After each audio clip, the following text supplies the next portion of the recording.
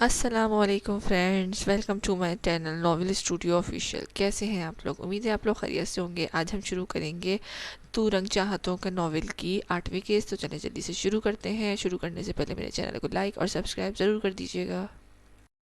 اینا نے اپنے آپ کو بہت مشکل سے نارمل کرتے یونی میں قدم رکھا تھا۔ وہ حازم لغاری کی وجہ سے اپنا مستقبل داؤ پر نہیں لگا سکتی تھی اور نہ مہرما کو مزید ناراض کر سکتی تھی۔ وہ فیصلہ کر چکی تھی کہ اس نکاح والی حقیقت کو ہمیشہ کے لیے وہ اپنے دل کے تہہ خانے میں چھپا کر رکھ دے گی، مگر کبھی حازم لغاری سے بھیک نہیں مانگے گی۔ اینا ان جان لیوا سوچوں کو چھٹکتی اپنے ساتھ چلتی حفصہ کی جانب متوجہ ہوئی تھی۔ اینا وہ دیکھو، حفصہ نے دائیں جانب اشارہ کیا تھا، جہاں حازم لغاری اپنے دوستوں کے ساتھ کھڑا کسی بات پر مسکراتا ان کی جانب متوجہ نہیں تھا۔ حفصہ کی نگاہوں کے تعاقب میں دیکھتے اینا کی نظر جیسے ہی حازم لغاری کے دلکش مسکراہٹ سے سجے خوبرو چہرے پر پڑی تو اس کی آنکھوں میں مرچیں سی بھر گئی تھیں۔ اس نے لمحے کے ہزارویں حصے میں نگاہیں پھیر لی تھیں۔ ہر ایک کے سامنے دنیا کا سب سے مہذب اور ایماندار انسان بنا پھرتا ہے، منافق اور دوغلا انسان۔ اینا کی آنکھیں ضبط کے چکر میں سرخ ہوئی تھیں۔ تو تم بے نقاب کر دو اسے، ایچ او ڈی بہت اچھے ہیں، وہ تمہاری بات پر تحقیق ضرور کروائیں گے، اور اگر ایک بار مولوی اور گواہان سامنے آ گئے تو حازم لغاری نہیں مکر پائے گا۔ حفصہ سے اس کی تکلیف دیکھنا بہت مشکل تھا۔ بے نقاب کرنے سے کیا ہوگا؟ میں مزید بدنام ہو جاؤں گی، میرے کوٹھے والے آ کر مجھے لے جائیں گے اور حازم لغاری کو ذرا برابر بھی فرق نہیں پڑے گا۔ زندگی برباد ہوگی تو میری۔ اینا تلخی سے بولتی حفصہ کے ساتھ کیفیٹیریا کی جانب بڑھ گئی تھی۔ اس وقت اس کی کنڈیشن کلاس اٹینڈ کرنے والی بالکل بھی نہیں تھی۔ اینا، تم نے مجھ سے پرومس کیا تھا حازم لغاری کی وجہ سے اپنے آپ کو ہرٹ نہیں ہونے دو گی۔ اس کے ہونے نہ ہونے سے تمہیں کوئی فرق نہیں پڑے گا۔ فوراً صاف کرو یہ آنسو، تم ایک بریو لڑکی ہو۔ حفصہ اس کے سامنے رکھی چیئر پر بیٹھ کر اس کا ہاتھ نرمی سے تھامتی مصنوعی خفگی سے بولی تھی۔ اس کے انداز پر اینا کے ہونٹوں پر مسکراہٹ بکھری تھی۔ بھیگی آنکھوں اور مسکراتے چہرے کے ساتھ وہ اس لمحے بے پناہ حسین لگی تھی جب عین اسی وقت کیفیٹیریا میں داخل ہوتے حازم کی نظر اس کی جانب اٹھی تھی اور پھر پلٹنا بھول گئی تھی۔ اس کے بھیگے گلابی گال اور نم آلود ہیزل گرین آنکھیں سادگی میں بھی وہ قیامت کا حسن رکھتی تھی۔ گہری نگاہوں کی تپش پر اینا نے ارد گرد نظریں گھمائی تھی۔ جب اس کی نظریں حازم کی لال آنکھوں سے ٹکرائی تھی، چہرے پر نفرت بھرے تاثرات سجائے وہ فوراً سے بیشتر نگاہیں پھیر گئی تھی۔ حازم نے بہت غور سے اس کا یہ عمل دیکھا تھا۔ وہ گہری سانس بھرتا، سر جھٹکتا دوسری ٹیبل کی جانب بڑھ گیا تھا۔ دوسری ٹیبل کی جانب بڑھ گیا تھا۔ اینا بھی حفصہ کی جانب متوجہ ہوئی تھی۔ اینا، میں تو کہتی ہوں مل کر حازم لغاری کو مزہ چکھاتے ہیں۔ جو اس نے کیا اتنی بڑی تکلیف تو نہیں پہنچا سکتے اسے، مگر اپنی چھوٹی موٹی حرکتوں سے اس کا جینا اجیرن تو بنا سکتے ہیں نا۔ حفصہ آنکھوں میں شرارت بھرے اس کی جانب دیکھتے ہوئے بولی، کیا مطلب؟ میں سمجھی نہیں۔ اینا نے نہ سمجھی سے اس کی جانب دیکھا تھا۔ آگے ہو۔ حفصہ ارد گرد بیٹھے اسٹوڈنٹس کا خیال کرتی اس کے کان میں سرگوشی بھرے انداز میں اپنا ابھی تازہ بنایا پلان بتانے لگی تھی، جسے سن کر اینا کی ہنسی چھوٹ گئی تھی۔ نہیں، اس نے نفی میں سر ہلاتے حازم کے ساتھ ایسا کوئی بھی مذاق کرنے سے صاف انکار کیا تھا۔ اگر وہ پکڑے جاتی تو اینا، یقین کرو بہت مزہ آئے گا، دیکھنا تمہیں وہ منظر دیکھ کر کتنا سکون ملے گا۔ اینا کے انکار کے باوجود حفصہ اسے اس بات پر رضامند کرنے پر بضد تھی۔ پریسا ایان کے منع کرنے کے باوجود جان بوجھ کر یونی آ گئی تھی، مگر ایان سے بغاوت کرنے کے بعد اس کا دل اندر سے خوفزدہ بھی بہت تھا۔ ملک ایان سے کوئی بعید نہیں تھی کہ وہ اپنے بات نہ مانے جانے پر زخمی ہونے کے باوجود یونیورسٹی آن دھمکتا۔ ایک ہی کلاس لے کر اس کا واپس جانے کا ارادہ تھا۔ وہ اسے کلاس لے کر نکلی ہی تھی جب اس کے موبائل پر عباد کی کال آنے لگی تھی۔ کال اٹینڈ کرتے اس نے فون کان سے لگایا تھا جب دوسری جانب سے اسے عباد کی پریشان سی آواز سنائی دی تھی، کیا ہوا عباد، سب ٹھیک ہے؟ پریسا بھی فوراً پریشان سی اٹھی تھی۔ بی بی جی، وہ شاہویر سائیں کا بہت برا ایکسیڈنٹ ہو گیا ہے، ان کی کنڈیشن بہت سیریس ہے، آپ کو یونی کے باہر ڈرائیور بھیج دیا ہے، آپ فوراً ہاسپٹل پہنچیں، وقت زیادہ نہیں ہے ہمارے پاس۔ عباد کے الفاظ پر پریسا کا سینہ چھلنی کر گئے تھے۔ پاس موجود پلر کو تھامتے اس نے پانی پاؤں لڑکھڑانے کے باوجود سہارا دیا تھا۔ نہیں نہیں، لالا کو کچھ نہیں ہو سکتا، پریسا نے ہکلاتے بمشکل یہ الفاظ ادا کیے تھے۔ بی بی جی، آپ بس جلدی ہاسپٹل پہنچے۔ عباد یہ الفاظ ادا کرتا فون بند کر گیا تھا۔ پریسا شاہویر کے بارے میں ایسی خبر سن کر اس قدر گھبراہٹ اور پریشانی کا شکار ہو چکی تھی کہ ایک بار گھر کسی کو کال کر کے اس خبر کی تصدیق کرنے کا خیال اس کے دماغ میں آیا ہی نہیں تھا۔ وہ عباد کی بات پر ایمان لاتی تیز قدموں سے مین گیٹ کی جانب بڑھی تھی، جہاں سامنے ہی گاڑی اور ڈرائیور دونوں اس کے منتظر تھے۔ پریسا کے بیٹھتے ہی ڈرائیور نے تیزی سے گاڑی مطلوبہ راستے کی جانب بڑھا دی تھی۔ پریسا کے آنسو رکنے کا نام نہیں لے رہے تھے۔ شاہویر کا سن کر اس کی جان پر بنائی تھی، اگر خدا نخواستہ شاہویر کو کچھ ہو جاتا تو وہ بھی زندہ نہ رہ پاتی۔ اپنے بھائی سے اس قدر محبت کرتی تھی وہ۔ شاہویر کی نظریں فرش پر بے سود پڑے وجود پر پڑی تھیں۔ وہ تیزی سے مہرما کی جانب بڑھا تھا جو ٹھنڈے فرش پر بنا دوپٹے اور کھلے بال کے ساتھ بے ہوش پڑی تھی۔ اس کے ہر وقت چادر میں چھپے رہنے والے وجود کی رونائیاں ہر طرح کی قید سے آزاد تھیں۔ اس وقت شاہویر جیسے مضبوط اعصاب کے مالک نے بامشکل نگاہیں چرائی تھیں۔ اس کی لمبی حسین گھٹاؤں اور اس سے اٹھتی محسوس خوشبو نظر انداز کیے جانے کے قابل بالکل بھی نہیں تھی۔ شاہویر کو سمجھ نہیں آ رہا تھا کہ یہاں آ کر اس نے ٹھیک کیا تھا یا غلط۔ مس مہرباں آنکھیں کھولیں۔ شاہویر نے تشویش کے عالم میں اس کے گال تپائے تھے، مگر وہ ویسے ہی بے سود پڑی رہی تھی۔ مہرباں کی یہ حالت دیکھ کر شاہویر کے دل کو کچھ ہوا تھا۔ اس کے پیر میں پہلے ہی چوٹ لگی ہوئی تھی اور اب شاید لڑکھڑا کر گرنے کی وجہ سے اس کے ماتھے پر بھی چوٹ آئی تھی۔ ساتھ پڑے ٹیبل کی نوک پر ماتھا لگنے کی وجہ سے اس کی پیشانی سے خون بہہ کر وہیں خشک ہو چکا تھا۔ شاہویر اسے باہوں میں اٹھاتا بیڈ کی جانب بڑھا تھا۔ مہرباں کا پورا وجود ٹھنڈ کی وجہ سے بالکل برف ہو رہا تھا۔ مہرباں جو ابھی تک بمشکل اپنی بے ہوشی کا ناٹک جاری رکھے ہوئے تھی، شاہویر کی نرم گرم مضبوط گرفت پر اس نے نامحسوس طریقے سے اپنی مٹھیاں بیچ دی تھی۔ شاہویر کی لمحے بھر کا کرب، اس کے نتھنوں میں اترتی جان لیوا خوشبو اور اس کی پکار پر چھپی بے قراری، مہرباں سے اپنا ناٹک جاری رکھنا بہت مشکل ہوا تھا۔ اس کا دل چاہا تھا ابھی آنکھیں کھول کر شاہویر سے اپنی ساری حقیقت آشکار کر دے، مگر نہ ایسا کرنے کی اجازت تھی اسے اور نہ ہی وہ شاہویر کی آنکھوں میں اپنے لیے نفرت دیکھنے کی ہمت تھی۔ اس کے دل میں ہر گزرتے لمحے کے ساتھ شاہویر سکندر کے لیے محبت زور پکڑتی جا رہی تھی، جو آگے جا کر اس کی تکلیف مزید بڑھانے والی تھی۔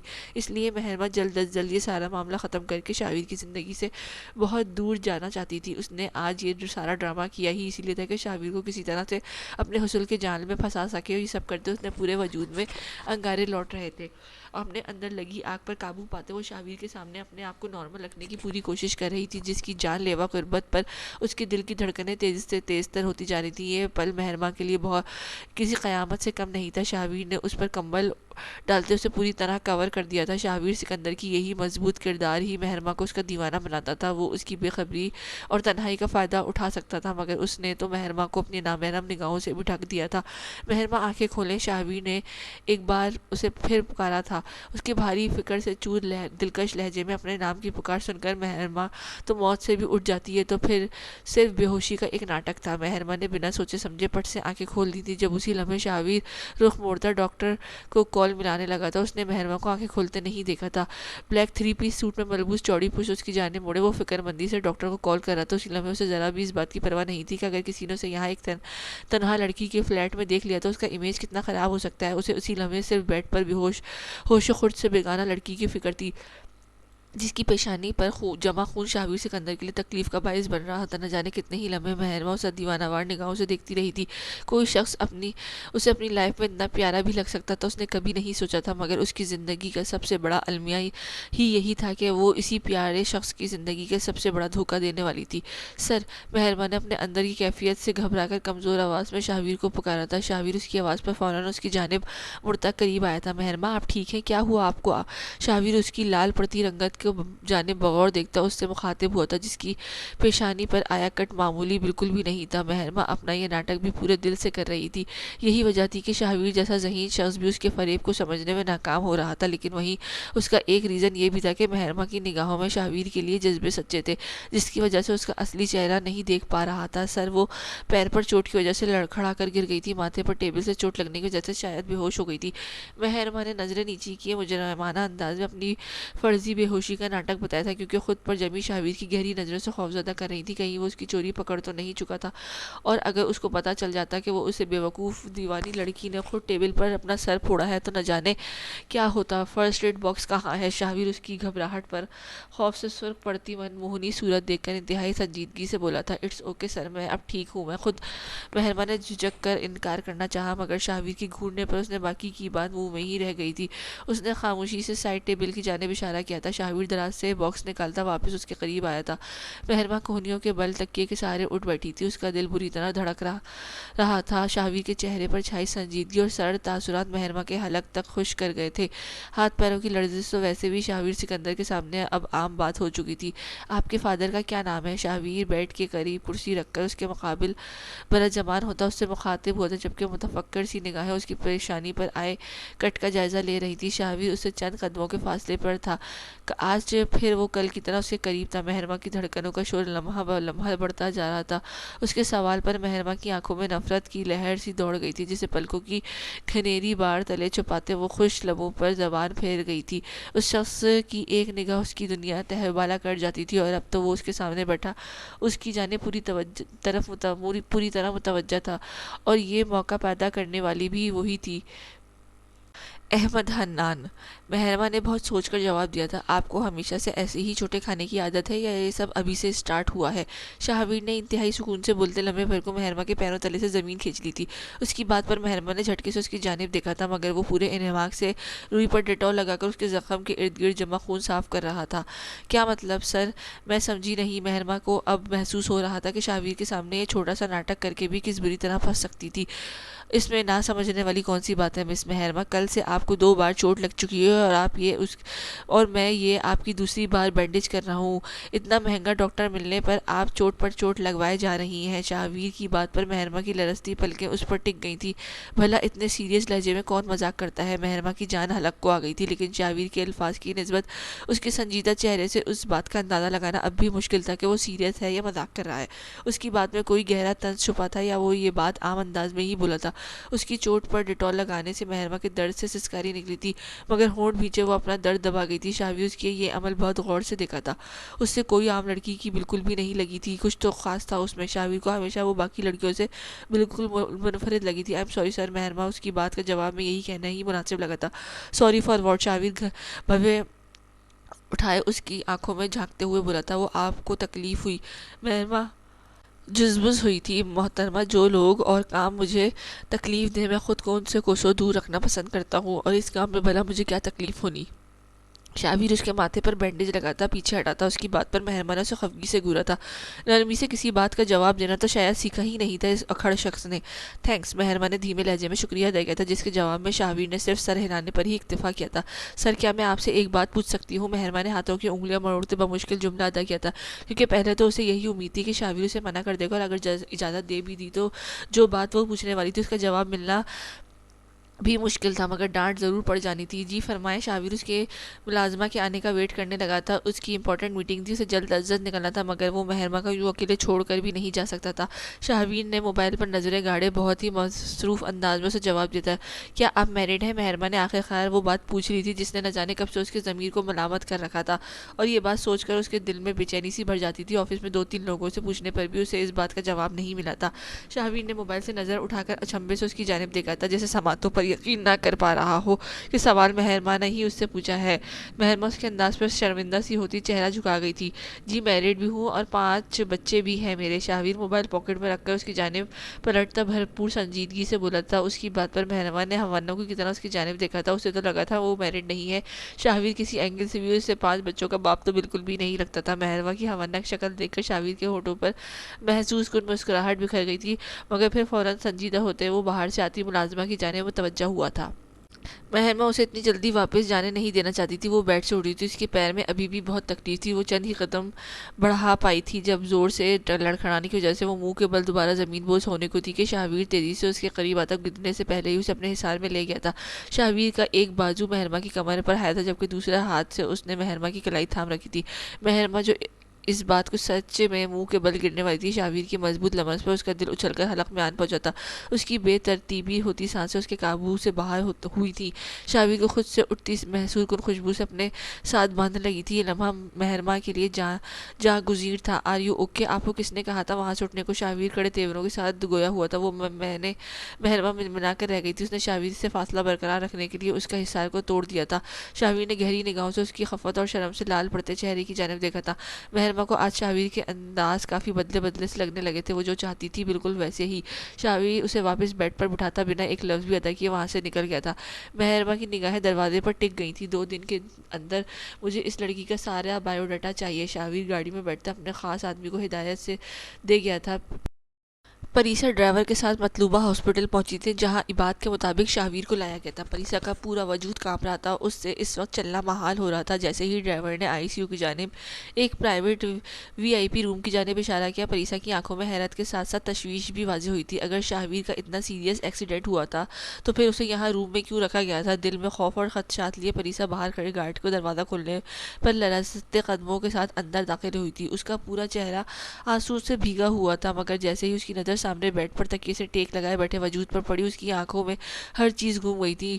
وہاں شاویر تو کہیں نہیں تھا، مگر ملک ایان اپنی روبدار پرسنالٹی کے ساتھ پورے ماحول پر چھایا اسے کڑے تیوروں سے گھور رہا تھا۔ پریسا کا پورا وجود ہولے ہولے لرز رہا تھا۔ سامنے بیٹھا ایان کو دیکھ کر پریسا کو لمحہ لگا تھا یہ جاننے میں کہ وہ ایک بار پھر ملک ایان کے ہاتھوں بیوقوف بن کر خود بخود اس کی دسترس میں پہنچ گئی ہے۔ پریسا کا بھیگا چہرہ ایان کی نگاہوں میں فوکس میں تھا۔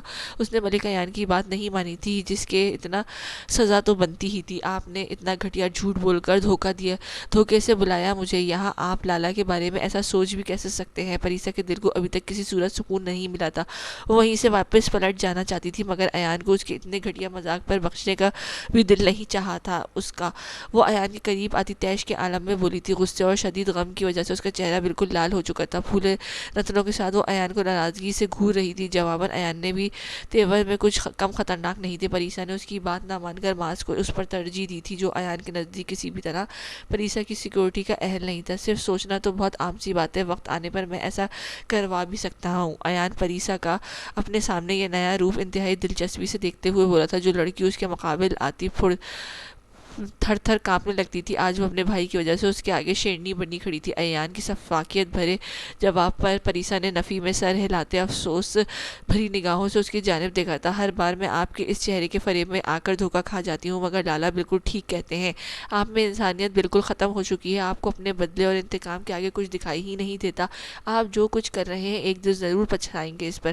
پریسا اس وقت شدید غصے میں یہ بھول چکی تھی کہ یہی شخص تھا جس کی خاطر وہ کل شاہویر کے سامنے آنسو بہا رہی تھی، اسے بے حس قرار دے رہی تھی، اور آج وہ شاہویر کی خاطر ایان سے لڑ رہی تھی۔ یہی اصل حقیقت تھی پریسا سکندر کی۔ اس کے لیے وہ دونوں ہی بہت زیادہ اہمیت رکھتے تھے، مگر اس کی یہ بات آج تک اپنے آپ سے بھی پوشیدہ رکھی ہوئی تھی۔ پریسا اسے غصے سے بولتی وہاں سے پلٹی تھی جب ایان تکیے کے سہارے بیڈ پر پوری طرح اٹھ بیٹھا تھا۔ اسے کندھے پر گولی لگی تھی، اس لیے اس حصے کو ہلانا بھی محال تھا۔ سیدھا ہونے پر اسے کندھے پر دباؤ آیا تھا۔ درد کی وجہ سے ایان کے منہ سے ہلکی سی کرہ نکلی تھی، جو وہاں سے جاتی پریسا کے کانوں پر پڑتی اس کو بے چین کر گئی تھی۔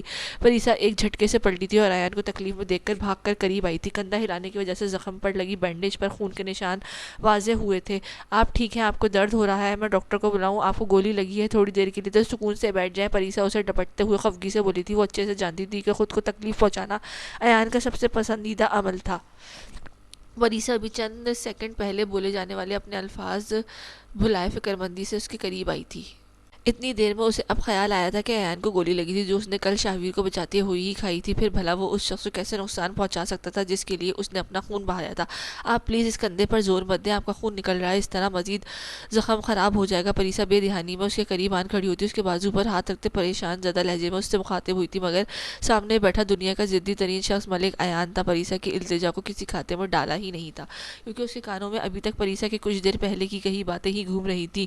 نیوی بلو شفین کے ہم رنگ دھاگوں کی کڑائی سے مزین ڈریس پہنے وہ ہمیشہ کی طرح پاکیزگی کی مورت اپنے معصوم حسن سے مالک ایان کو گھائل کرنے کے لیے تیار تھی۔ ایان اسے خود سے دور جھٹکنا چاہتا تھا، مگر کوشش کے باوجود ایسا نہیں کر پایا تھا۔ پریسا کی کسی بھی بات کا جواب دیے بنا وہ غصے اور خفگی سے لال ہوئے اپنی آنکھیں اس پر گاڑے ہوئے تھا۔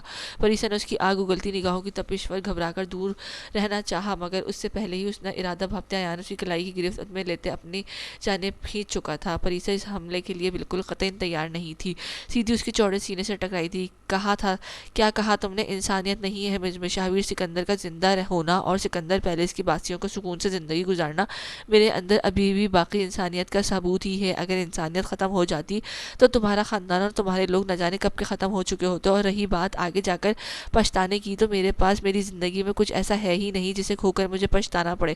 ایان بڑے ہی شفقانہ انداز میں اس کے اندر پنپتی معمولی سی خوش فہمی بھی مٹی میں ملا گیا تھا۔ ایان کی گرفت اس کی کلائی پر اتنی مضبوط تھی کہ پریسا کو اس کی انگلیاں اپنی جلد میں پیوست ہوتی محسوس ہوئی تھی۔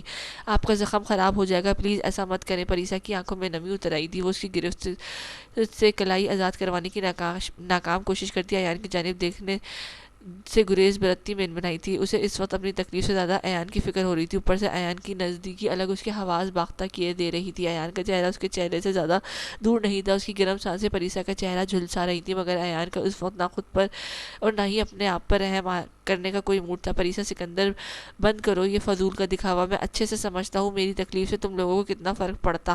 تم لوگوں کے بس میں ہو تو ایک لمحے کی دیر کیے بنا میری سانس روک دو. ایان کو پریسا کا یوں اپنی تکلیف پر آنسو بہانا مزید تیز دلا گیا تھا، اس لیے وہ مزید برہمی سے بولتا. پریسا کو مزید سہم آ گیا تھا. پریسا اس کے قریب تقریباً جھکی ہوئی تھی. اس کا آدھا وزن ایان کے زخمی کندھے پر تھا، جہاں سے نکلتا خون تکیے پر پھیل رہا تھا. ایان کی آنکھیں تکلیف کے احساس سے لال ہو چکی تھی، مگر اس درد میں بھی ایک عجیب سا سرور مل رہا تھا اسے. وہ سب آپ کے بھی کچھ لگتے ہیں، ان میں سے کوئی آپ کا دشمن نہیں ہے. آپ خود برباد کرنا چاہتے ہیں اپنے ہی خاندان کو. کیا بگاڑا ہے لالا نے آپ کا؟ کیوں کرتے ہیں ان سے اتنی نفرت؟ اور باقی سب کے ساتھ بھی کیوں ہر ایک کو خود سے دور کر کے اپنا دشمن بنا رہے ہیں؟ اور میرے یہ آنسو آپ کو دکھاوا لگتے ہیں؟ کیا واقعی آپ جو بول رہے ہیں آپ ایسا ہی سمجھتے ہیں؟ آپ کو میرے چہرے کی تکلیف صرف ایک ڈرامہ لگتی ہے؟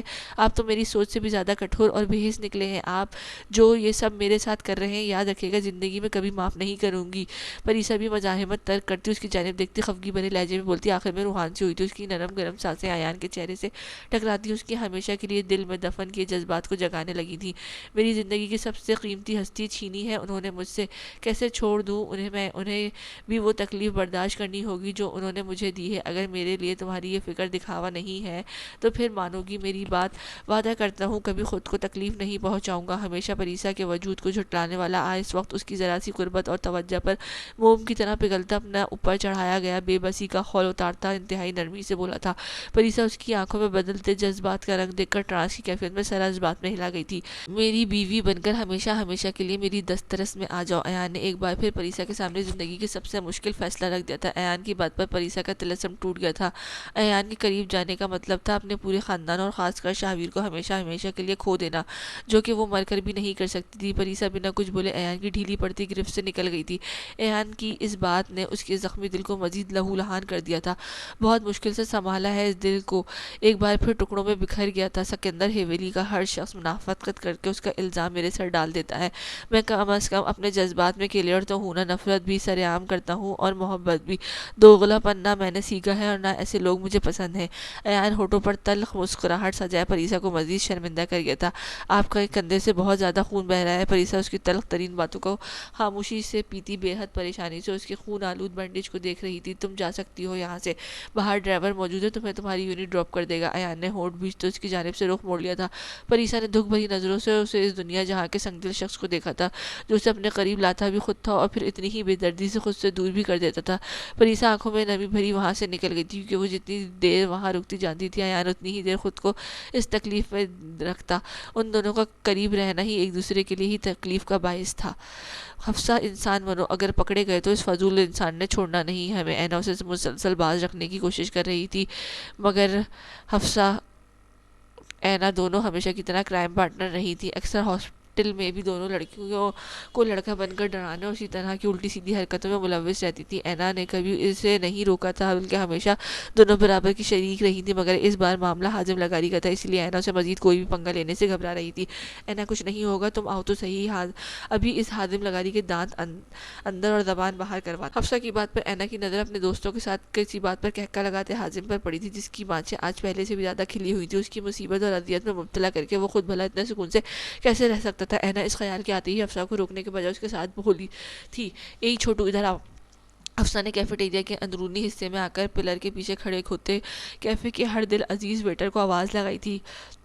وہ عمر اور قد دونوں میں بہت چھوٹا تھا، اس لیے سب اسے اسی نام سے پکارتے تھے. وہ بنا ٹپ لیے کسی کی کوئی کام نہیں کرتا تھا، مگر اس کا کام اتنا پرفیکٹ ہوتا تھا کہ پر کوئی اسے کام کہتا، ہر کوئی اسے ہی کام کہتا تھا. وہ کسی کی بھی خاطر کوئی بھی کام کرنے کے لیے تیار ہو جاتا، بس ٹپ ذرا بھاری ہونی چاہیے تھی. جی بیوی جی، کیسے یاد کیا اس باکمال چھوٹو کو؟ کیا چاہیے؟ اسٹرانگ سی چائے؟ یا پھر چھوٹو عادت کے مطابق اپنی خدمت کے بارے میں آگاہ کرتا نان اسٹاپ بولنا شروع ہو چکا تھا. جمال گوٹا اور کڑک سی لال مرچوں کا پیکٹ. اینا نے اس کی بات پر وہیں کاٹتے اپنی ڈیمانڈ بتائی تھی، جس پر جہاں حفصہ شرارتاً مسکرائی تھی وہیں چھوٹو نے بھی مشکوک انداز میں اپنی آنکھیں گھمائی تھی. یہ تمہاری ٹپ. اگلے 10 منٹ کے اندر یہ دونوں چیزیں کافی میں مکس کر کے یہ اسپیشل کافی اس ٹیبل پر بیٹھے حازم لغاری کو پلا دو.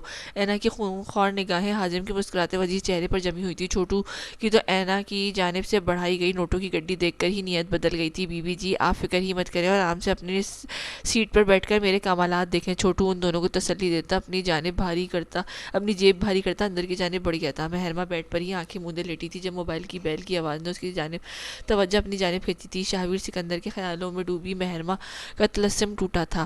وہ چونک کر موبائل کی جانب متوجہ ہوتی کال اٹینڈ کر گئی تھی، کیونکہ دوسری جانب فیروزہ بائی تھی جس کا فون وہ اگنور نہیں کر سکتی تھی۔ مہرماں آج پھر تمہارا باپ آیا تھا تمہاری ماں اور تم دونوں کا پوچھنے۔ میں نے ہمیشہ کی طرح تمہارا کہا جواب دہرا دیا کہ تم دونوں لوگ گھوٹے سے فرار ہو چکی ہو اور اب کا تم لوگوں کا کچھ پتہ نہیں چل پا رہا۔ حال احوال کے بعد فیروزہ بائی نے اسے اپنے فون کرنے کا ریزن بتایا تھا، جبکہ اس کی بات سنتے ایک آنسو بے مول ہو کر اس کے گال پر پھسل گیا تھا۔ بہت اچھا کیا آپ نے، شکریہ۔ مہرماں کو اپنے حلق میں کانٹے سے چبھتے محسوس ہوئے تھے۔ آج بھی اپنے باپ کے بارے میں نہیں پوچھو گی کون ہے، کیا نام ہے اس کا؟ فیروزہ بائی کو ہمیشہ سے مہرماں کے اپنے باپ سے متعلق برتے جانے والی یہ لاپرواہی کھٹکتی آئی تھی۔ ہر سال وہ درمیانی عمر کا باروب شخصیت کا مالک شخص آنکھوں میں امید جگائے آتا تھا اور ہر بار مہرماں اسے خالی ہاتھ لوٹا دیتی تھی بنا اس کی ایک جھلک دیکھے۔